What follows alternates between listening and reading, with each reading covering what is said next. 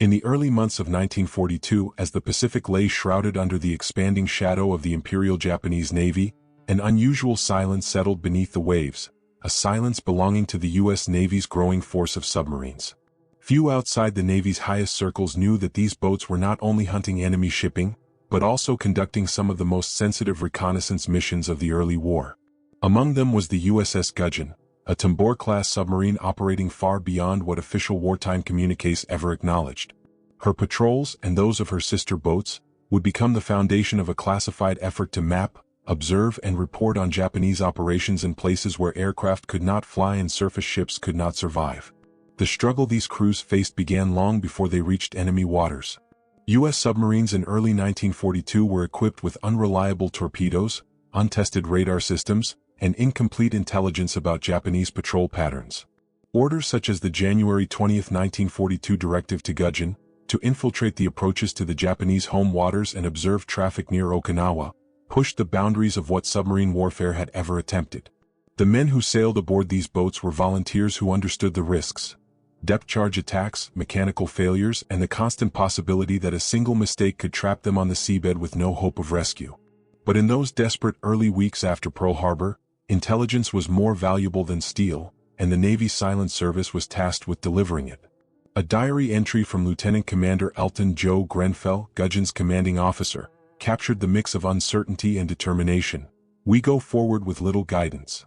The seas ahead are enemy seas, charted by the Japanese and by no one else. If we return, what we bring back may shape the course of this war." He was not exaggerating. The Gudgeon's first patrol required threading through narrow straits, slipping beneath fishing fleets packed with radio-equipped trawlers, and remaining motionless for hours as Japanese destroyers swept the area. Her mission logs, later partially declassified, describe long stretches spent at 300 feet or deeper, conserving battery power and oxygen while waiting for the right moment to surface and report. The true purpose of these patrols often extended beyond the standard kill mission narrative.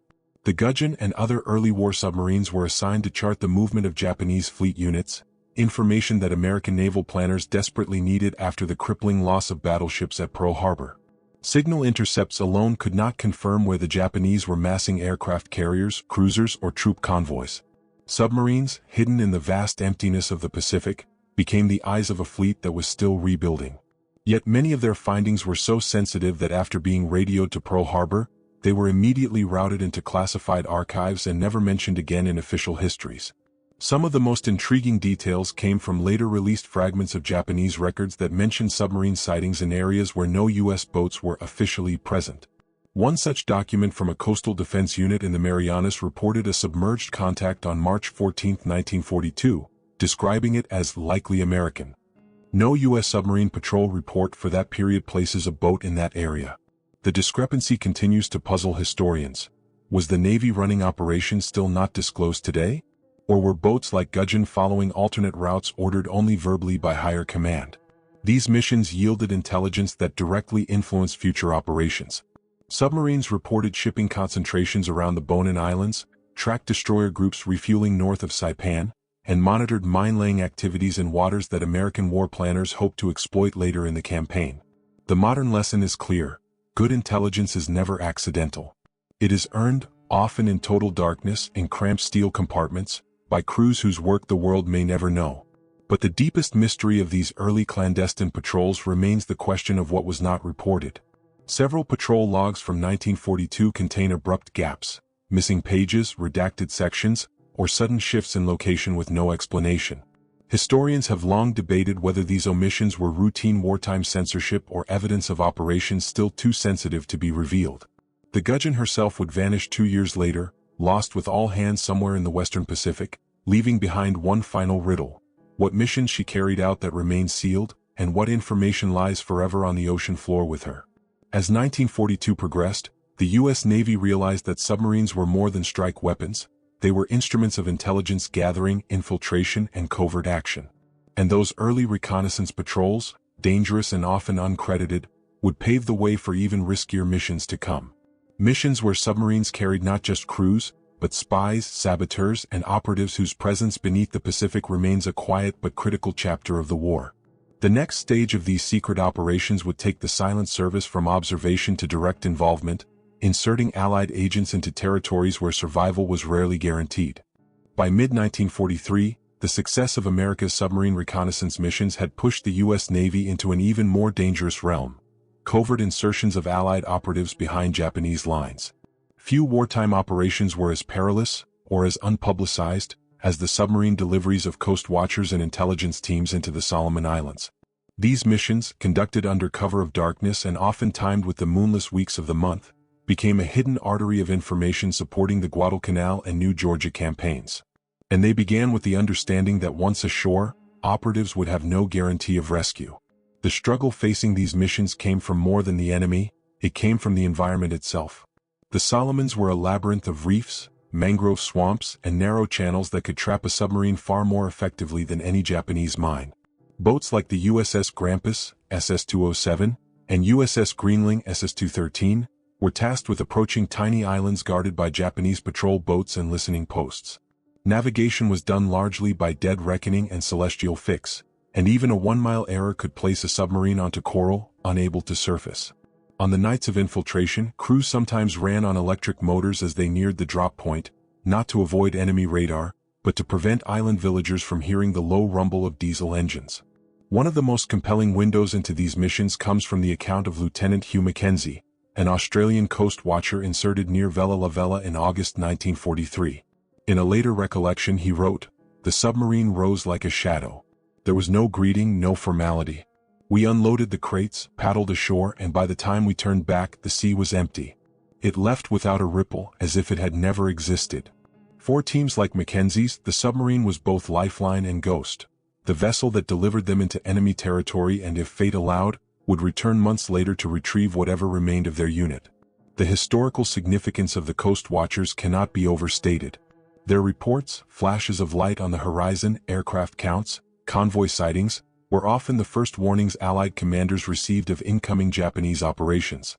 The Coast Watchers famously provided early alerts of the massive Japanese air raids against Guadalcanal in late 1942, and by 1943 their role had expanded into intelligence gathering deep inside enemy-held islands. But these operations demanded constant secrecy. Japanese counterintelligence units were relentless, and captured operatives faced torture or execution. Several teams inserted by submarine were discovered within days, and radio logs from American submarines record chilling messages such as, "Extraction requested. Enemy closing." In many cases, extraction was impossible. One of the enduring mysteries of these missions comes from the disappearance of the USS Grampus in March 1943. Grampus had carried out at least 2 Coast Watcher insertions in late 1942 and early 1943, working closely with Australian intelligence. Her final patrol area lay between Kolumbangara and New Georgia, a region heavily contested at the time. Japanese records indicate destroyers conducted a depth charge attack on an enemy submarine on the night of March 5. No American boat ever reported from the area again. Whether Grampus had completed a covert insertion before her loss remains unknown.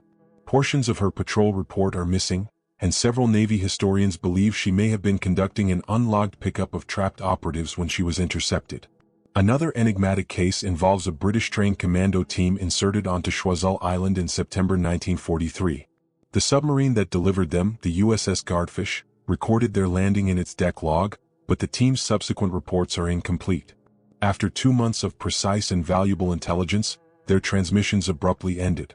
When the Navy attempted extraction in December, no operatives were found. Whether they were captured, killed, or fled into the interior has never been determined. A Japanese diary recovered after the war describes an enemy group that moved like shadows, but provides no details on their final fate. These stories illustrate a broader truth about wartime intelligence. The boundary between success and disappearance was thin, often determined by weather, timing, or a single overheard radio signal. And while the Coast Watcher network in the Solomons ultimately played a decisive role in weakening Japanese control of the region, the cost in lost operatives and missing submarines is still felt in the unanswered questions scattered across their mission logs.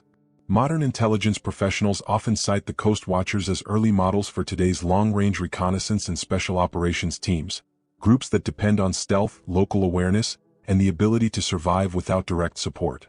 Yet the Coast Watchers' experience was distinct in one critical way. Many of the men involved were not soldiers but civilians, chosen for their knowledge of Pacific islands, languages, or trade routes. They operated with little training, limited supplies, and the knowledge that their survival depended on trust from island communities who risked everything by helping them. As the war pressed deeper into the Central Pacific, the submarine infiltration missions grew bolder and more complex. And with each operation, the Navy learned that submarines could do more than sink ships. They could deliver and retrieve the eyes and ears of the Allied advance.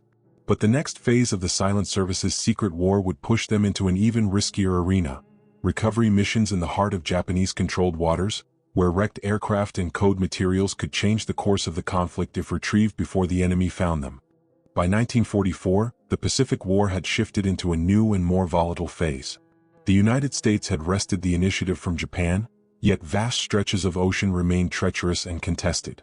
Beneath those waters, a different kind of mission began unfolding, one so sensitive that many of its details remained classified long after the war: covert submarine recovery operations. These missions aimed to retrieve downed American aviators, salvage enemy codebooks, and gather intelligence from wrecked aircraft scattered across lagoons, reefs, and atolls that lay deep within Japanese-held territory. Few missions demanded such precision and nerve. The struggle facing the submarines assigned to these tasks was immense. Boats like the USS Tang SS-306, USS Harter SS-257, and USS Seahorse SS-304 were already renowned for their aggressive combat patrols. But recovery missions were different. They required stealth, patience, and often the ability to operate in waters far too shallow for a submarine's safety. Many of these operations centered on areas like Truk Lagoon in the Caroline Islands, once the fortified nerve center of Japan's Central Pacific Command. The lagoon was filled not only with warships and aircraft but also with an elaborate network of patrol boats and shore batteries. Submarines attempting to infiltrate the perimeter risked grounding themselves or being boxed in by enemy escorts.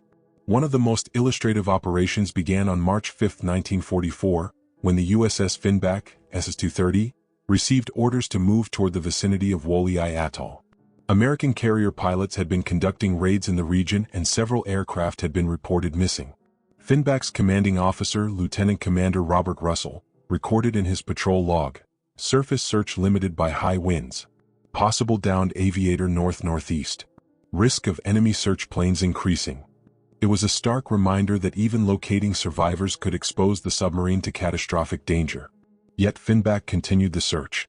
At dawn 2 days later, the crew pulled Ensign George H. Weller from the water after nearly 36 hours adrift, one of dozens saved by Pacific submarines during the war.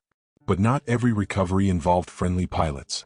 In certain rare and tightly controlled missions, submarines were ordered to locate and investigate the remains of downed Japanese aircraft, especially those suspected of carrying codebooks, maps, or radio encryption materials. One such case occurred in early 1944, after an American reconnaissance report indicated that a Japanese reconnaissance float plane had crashed near the reef edge south of Puyallup. The exact contents of the aircraft were unknown, but intelligence officers believed it might have been carrying route charts used by the Central Pacific Combined Fleet. The USS Herring SS-233 was tasked to investigate. Operating at night and using only minimal bridge lighting, Herring approached the reef within visual distance of the wreckage. What happened next remains partially redacted in the surviving mission summary, but one sparse wartime notation reads: retrieved limited materials. Exposure minimal. Departed area submerged. The ambiguity has fueled speculation among historians about what, exactly, was recovered. A more dramatic and better documented recovery unfolded later that year during operations near Truk. In April 1944, divers launched from USS Seahorse attempted to locate the remains of a crashed American TBF Avenger within the lagoon. The goal was not merely humanitarian. The aircraft had been carrying reconnaissance photographs that had not been transmitted before the crew went missing. Seahorse waited outside the reef line while a small rubber boat carried 2 divers toward the wreckage, guided only by a rough grid reference obtained from the air group's last contact report. Their search lasted less than an hour before a Japanese patrol boat was spotted heading toward the area. Seahorse surfaced just long enough to retrieve the divers and fled the scene at emergency speed. The mission's after-action report described it as highly hazardous but necessary, with no details released about what the divers recovered, if anything. These operations highlight a unique dimension of submarine warfare seldom seen in popular histories: the role of submarines as rapid retrieval platforms for evidence, intelligence, and human lives. For naval planners, each codebook or chart recovered represented a chance to understand Japanese defensive networks. Each pilot saved meant another trained aviator who could return to the fight. And yet these missions carried immense risk. Submarines were never meant to linger in shallow water. A single patrol plane, a drifting mine, or an unexpected squall could trap a boat against the reef, unable to dive or retreat. The implications of these missions continue to influence naval strategy today. Intelligence retrieval under hostile conditions is now a standard part of modern submarine doctrine. The lessons learned in 1944 about stealth, timing, and the fragility of operations at the water's edge inform today's special operations forces, from underwater divers to recovery teams using unmanned submersibles. But even now, many questions remain unresolved. Several wartime reports contain redactions concerning materials of interest recovered from Japanese crash sites. And at least 3 submarines, USS Trout, USS Herring, and USS Golet, vanished in areas where they had been known to conduct sensitive missions.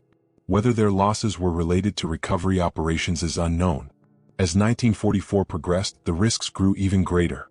The U.S. Navy began turning to submarines not only for intelligence retrieval, but for laying deadly traps directly beneath Japan's supply routes, missions so covert and hazardous that the boats tasked with them sometimes disappeared without leaving a single transmission behind. The next chapter of the Silent Services War would take them into the dangerous world of clandestine mine-laying. By late 1944, the Pacific War had entered a phase defined by attrition, interception, and the systematic dismantling of Japan's remaining supply lines. While carrier strikes and amphibious assaults dominated headlines, another mission, quieter, more secretive, and far deadlier than most realized, unfolded beneath the waves. This was the era of clandestine submarine mine-laying, operations so sensitive that the boats involved rarely discussed them in their official patrol reports. These missions placed U.S. submarines into some of the most dangerous waters in the Pacific, creeping toward Japanese harbors and shipping lanes to emplace mines designed to cripple convoys before they ever reached the open sea. The struggle began with the very nature of the submarines selected for these missions. Boats like the USS Salmon, SS-182, USS Sealion, SS-315, and USS Steelhead, SS-280, were modified to accommodate mine racks and deployment chutes. Mines such as the Mark 12 and Mark 10 moored contact mines required careful handling. They were sensitive, heavy, and notoriously difficult to deploy with precision in shallow or turbulent waters. For crews used to launching torpedoes from a safe distance, the idea of driving a submarine into narrow straits or coastal inlets, often within a few hundred yards of enemy coastlines, was unnerving. The success of a mine-laying mission depended on absolute precision. A single miscalculation in depth, current, or drift could render the field ineffective or worse, risk detonating a mine dangerously close to the submarine itself. The contextual foundation for these missions can be traced to an intelligence memorandum circulated by Commander Submarine Force Pacific Fleet in the summer of 1944. The document noted, enemy shipping patterns congest at port entrances. Interdicting these choke points may produce outsized operational effect. The difficulty, however, was clear. Aircraft could not drop mines accurately into narrow harbors without risking heavy flak, and surface mine layers were too vulnerable. Submarines, with their stealth and endurance, became the only viable option. Patrol directives soon followed, instructing designated boats to operate within harbor thresholds and to avoid detection at all costs.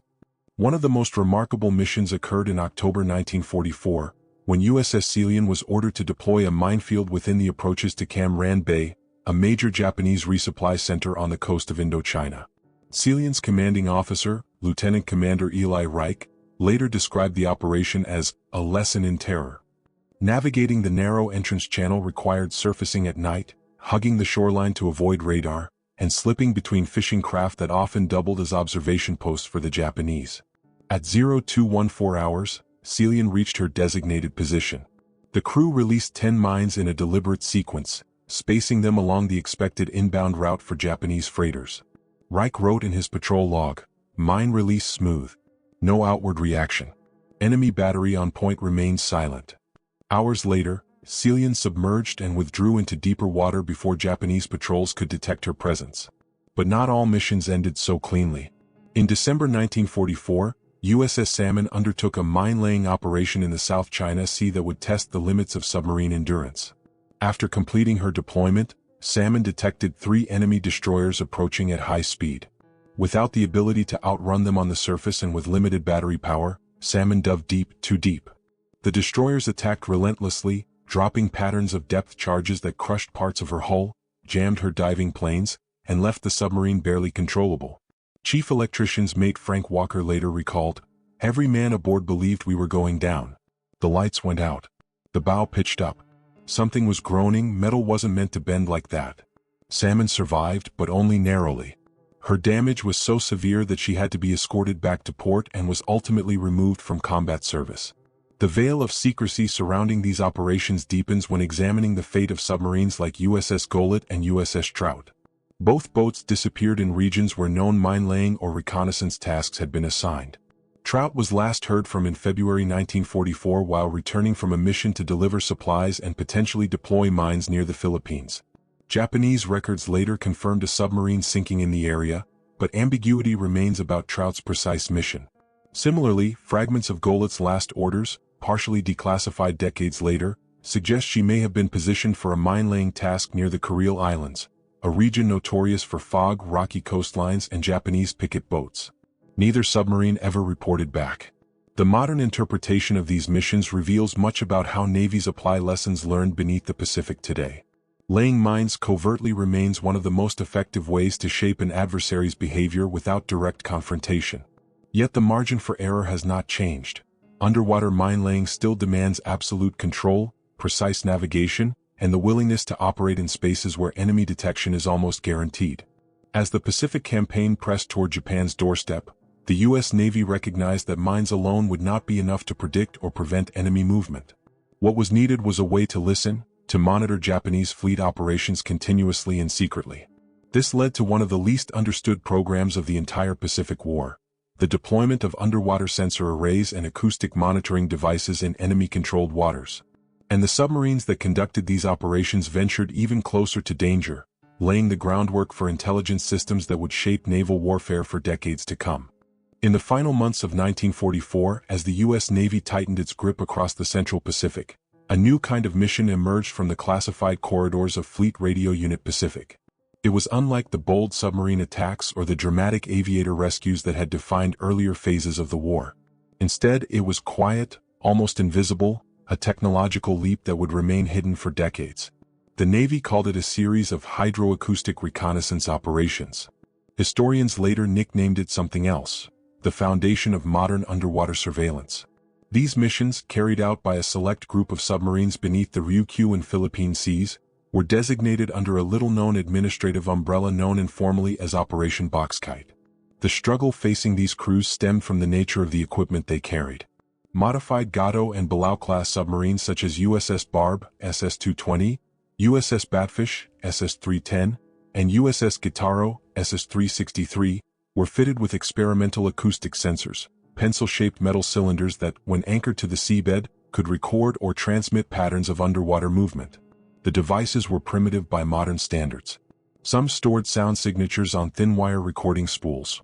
Others emitted coded pulses that could be detected by passing submarines.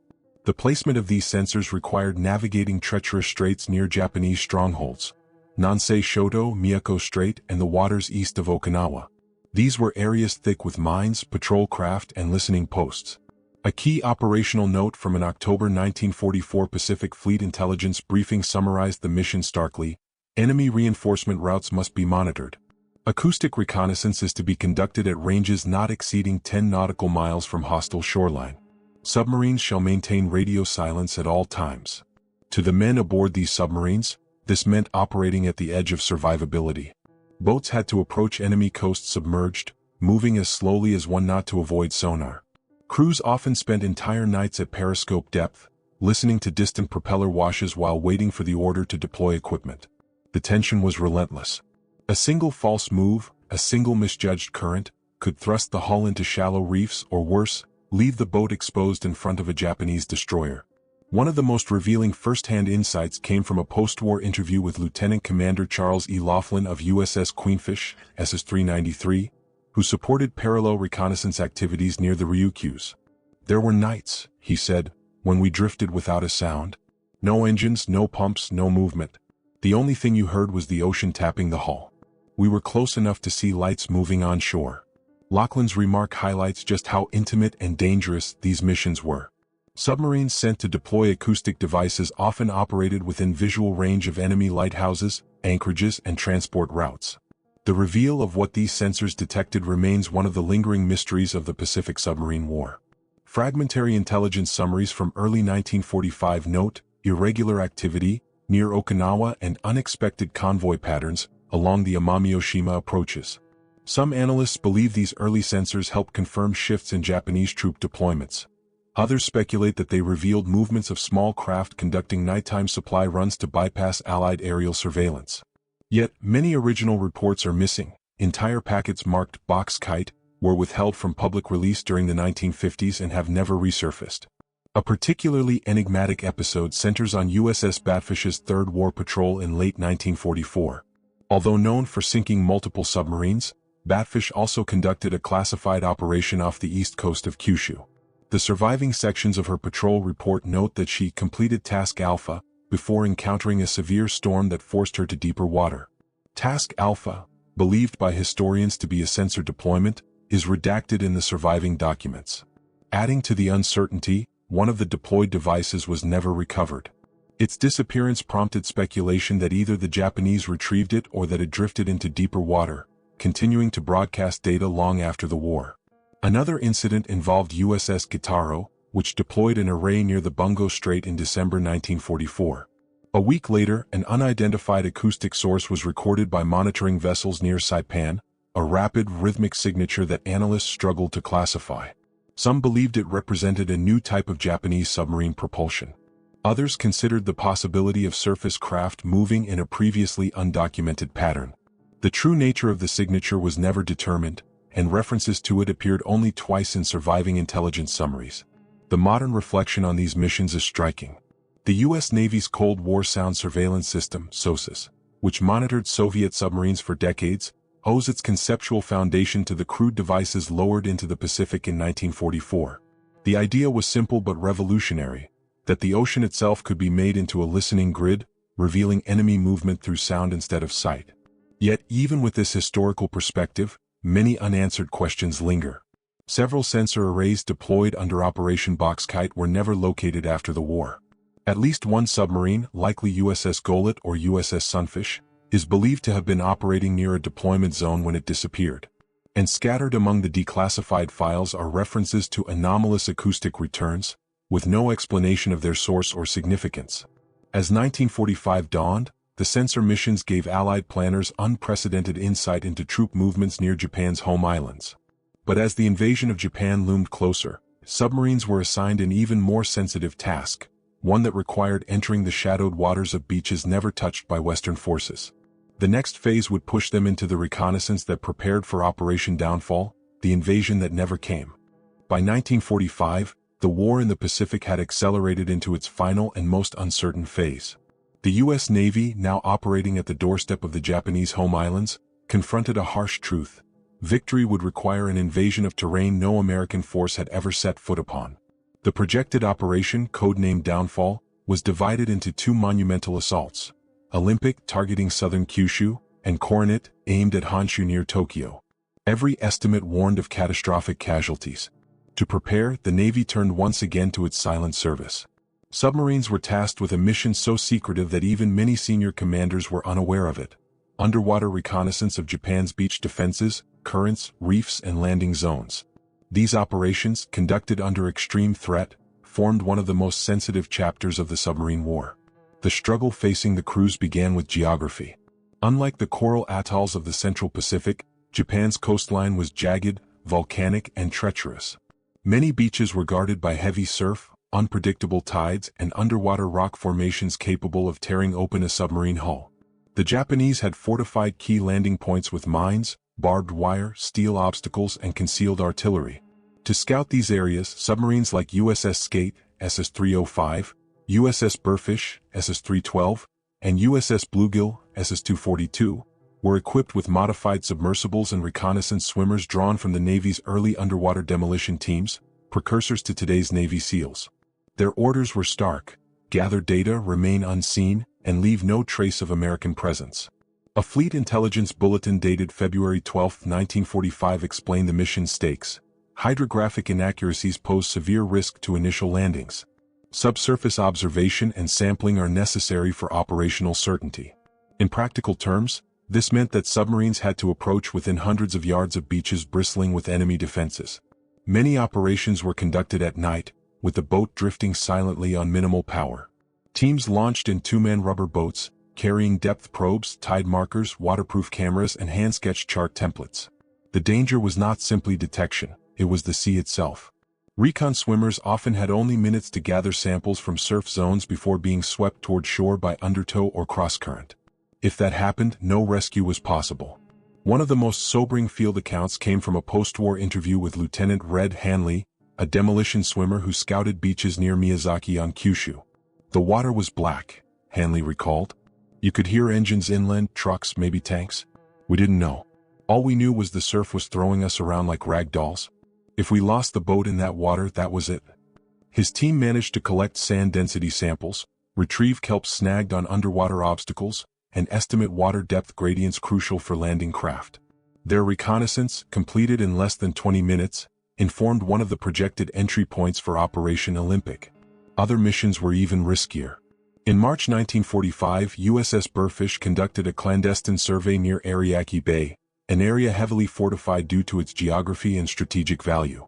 Using a prototype swimmer delivery vehicle, essentially a battery-powered underwater sled, two reconnaissance swimmers navigated beneath a field of Japanese listenership buoys. These buoys, equipped with simple hydrophones, were designed to detect submarines approaching the coast.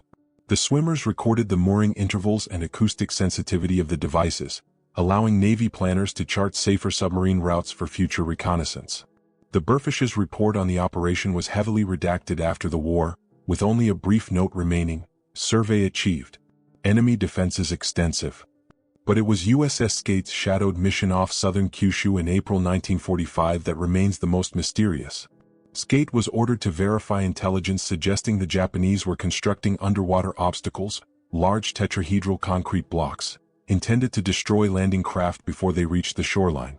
Working under worsening weather, Skate launched two reconnaissance swimmers who never returned.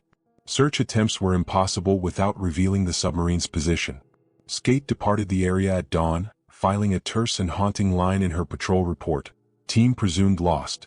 Enemy presence undetermined. To this day, no Japanese documentation confirms what happened along that stretch of coast. The disappearance remains one of the many unanswered puzzles in the submarine service's wartime history. A modern reflection reveals how these missions shaped post-war military doctrine. The underwater reconnaissance techniques developed in 1945 laid the groundwork for Cold War beach surveys, amphibious intelligence doctrine, and the formation of more advanced special operations diving units. The idea that a small team launched from a submarine, operating unseen, could alter the fate of an entire invasion became a central lesson for future amphibious warfare planning. Yet the greatest mystery of all stems from what never happened. As the atomic bombings of Hiroshima and Nagasaki forced Japan's surrender in August 1945, Operation Downfall was cancelled. The reconnaissance reports, hundreds of pages of tide charts, soil analyses, current measurements, and enemy obstacle diagrams were sealed in classified vaults. Some were later declassified, others vanished, presumably absorbed into Cold War planning archives. And still more were marked destroyed, leaving historians only fragments of the reconnaissance efforts that would have preceded the largest amphibious assault in history. The submarines that scouted Japan's shores in 1945 performed missions that demanded absolute silence, absolute secrecy, and absolute resolve. Their work helped prevent disaster in an invasion that never occurred. And in the hidden layers of those final reconnaissance patrols lies the closing chapter of the Silent Service's most secret missions beneath the Pacific, a legacy still partially obscured by the classified files and unexplained absences that remain.